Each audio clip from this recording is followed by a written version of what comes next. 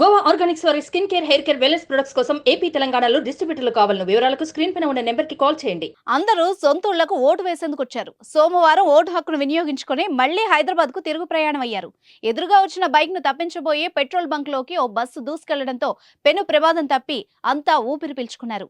యాదాద్రి భువనగిరి జిల్లా ఆలేరు పట్టణంలోని Bharat petrol bunk ముందు ఆర్టీసీ బస్సుకు పెను ప్రమాదం తప్పింది.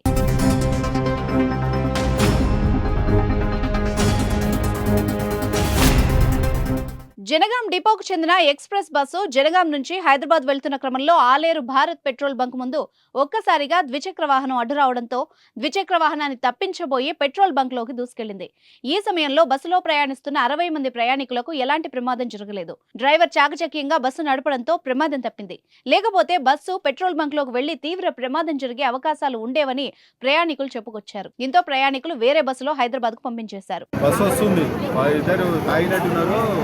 డ్రైవింగ్ చేసుకుంటే సైడ్ నుంచి దుర్కొచ్చిండు బండి తప్పిపోయి డ్రైవర్ సాబ్ నైట్ ఉంది బస్సు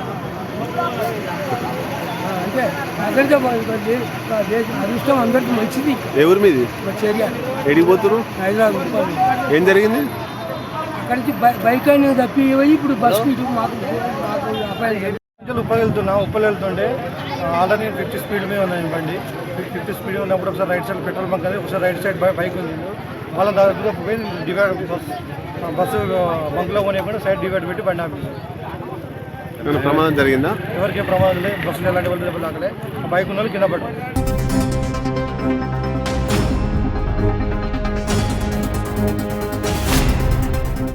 సుమన్ టీవీలో మీ పర్సనల్ అండ్ బిజినెస్ ప్రమోషన్స్ కోసం కింది నెంబర్కి కాంటాక్ట్ చేయండి.